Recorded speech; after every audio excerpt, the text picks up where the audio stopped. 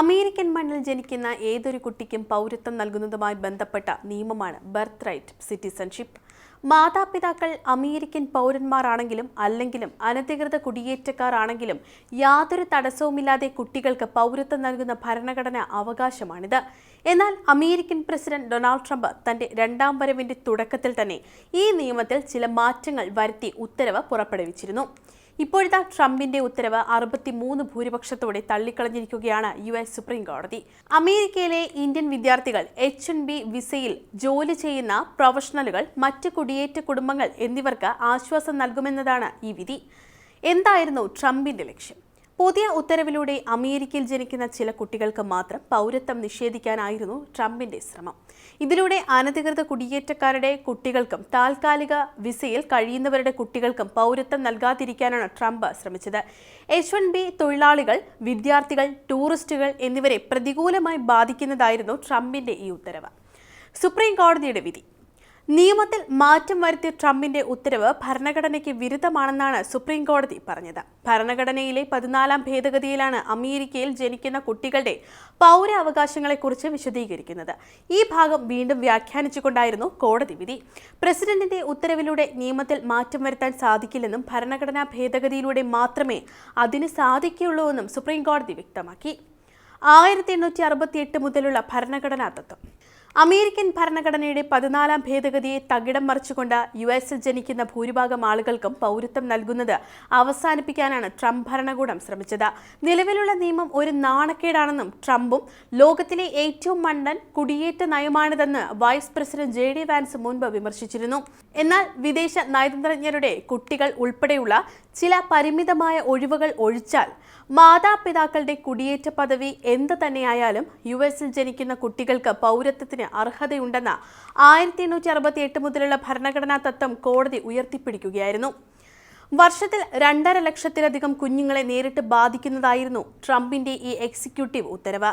ട്രംപിന്റെ വിശ്വസ്തരായ state secretary Marco Rubio, FBI director Kash Patel, second lady Usha Vance എന്നിവർ ഉൾപ്പെടെയുള്ള പ്രമുഖർ കുടിയേറ്റക്കാരുടെ മക്കളായി അമേരിക്കയിൽ ജനിച്ചതിലൂടെ ഈ ജന്മാവകാശ പൗരത്വത്തിന്റെ ആനുകൂല്യം ലഭിച്ചവരാണെന്നതും ഈ കേസിന്റെ പശ്ചാത്തലത്തിൽ ഏറെ ശ്രദ്ധിക്കപ്പെട്ടിരുന്നു. വിധി വന്നതോടെ ട്രംപ് ഭരണകൂടത്തിന്റെ കടുത്ത കുടിയേറ്റ വിരുദ്ധ നയങ്ങൾക്കാണ് സുപ്രീം കോടതിയിൽ നിന്ന് വലിയ തിരിച്ചടിയേറ്റിരിക്കുന്നത്. ഭൂരിപക്ഷ വിധി പ്രസ്താവിച്ചുകൊണ്ട് ചീഫ് ജസ്റ്റിസ് ജോൺ റോബർട്ട്സ് കുറിച്ച വാക്കുകൾ ഏറെ ശ്രദ്ധേയമാണ്. അന്നും ഇന്നും പൗരത്വം എന്നത് അവകാശങ്ങൾ കൈവശം വയ്ക്കാനുള്ള അവകാശമാണ്. നമ്മുടെ രാഷ്ട്രീയ സമൂഹത്തിൽ സ്വതന്ത്രമായി പങ്കാളികളാകാനുള്ള അവകാശം. 14ാം ഭേദഗതിയുടെ ശില്പികൾ ഈ നാട്ടിൽ ജനിക്കുന്ന ഓരോ സ്വതന്ത്ര വ്യക്തിക്കും ആ വാഗ്ദാനം നൽകിയിട്ടുണ്ട്. ഇന്ന് നമ്മൾ ആ വാഗ്ദാനം പാലിക്കുകയാണെന്നും അദ്ദേഹം വ്യക്തമാക്കി.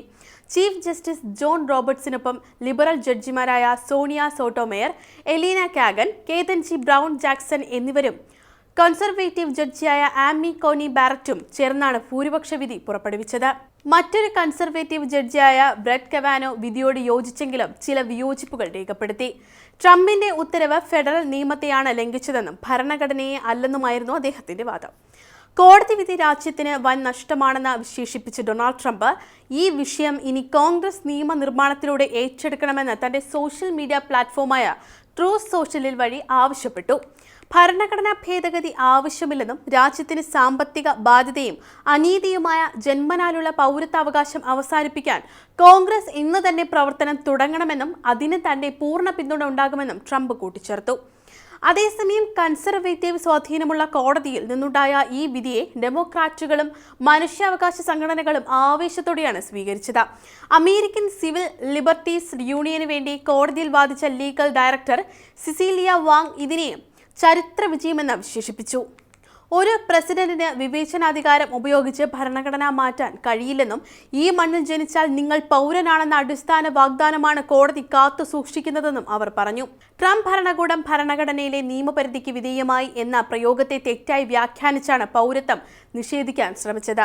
രാജ്യത്ത് നിയമവിരുദ്ധമായി കഴിയുന്നവരുടെയോ താൽക്കാലിക വിസയിലുള്ളവരുടെയോ മക്കൾക്ക് ഈ പൗരത്വത്തിന് അർഹതയില്ലെന്നായിരുന്നു ട്രംപിന്റെ വാദം.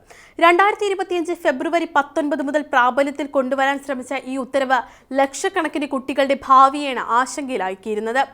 ഇന്ത്യൻ സമൂഹത്തെ ഇത് എങ്ങനെ ബാധിക്കും? ലക്ഷക്കണക്കിന് ഇന്ത്യൻ വിദ്യാർത്ഥികളാണ് അമേരിക്കയിലേക്ക് തുടർ വിദ്യാഭ്യാസത്തിനായി ചേക്കേറിയിരിക്കുന്നത്. പഠനം പൂർത്തിയാക്കിയ ശേഷം അവിടെ ജോലി തുടരുന്നവരും അത്രത്തോളം തന്നെയുണ്ട്. ഗ്രീൻ കാർഡ് വിസയ്ക്കായി വർഷങ്ങൾ കാത്തിരിക്കേണ്ടി വരുമ്പോൾ ഈ സമയം ജനിക്കുന്ന കുട്ടികൾക്ക് അമേരിക്കൻ പൗരത്വം ലഭിക്കുമോ എന്ന കാര്യത്തിൽ വലിയൊരു ആശങ്ക ഉണ്ടായിരുന്നു. നിലവിലെ സുപ്രീം കോടതി ഉത്തരവിലൂടെ അത്തരം ആശങ്കകൾക്കാണ് വിരാമമായിരിക്കുന്നത്.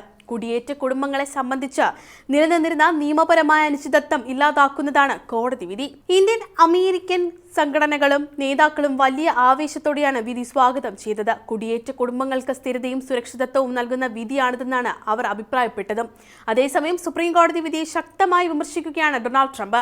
അമേരിക്കയ്ക്ക് ദോഷം ചെയ്യുന്നതാണ് കോടതി വിധിയെന്നാണ് ട്രംപിന്റെ വാദം. രണ്ടാം തവണ അധികാരത്തിലേറിയതിന് പിന്നാലെ അമേരിക്കൻ കുടിയേറ്റ നിയമങ്ങളിൽ കർശന നിയന്ത്രണങ്ങളാണ് ട്രംപ് അവതരിപ്പിച്ചത്. എന്തായാലും ട്രംപിന്റെ കുടിയേറ്റ നയങ്ങൾക്ക് വലിയ തിരിച്ചടിയായിരിക്കുകയാണ് നിലവിലെ സുപ്രീം കോടതി വിധി.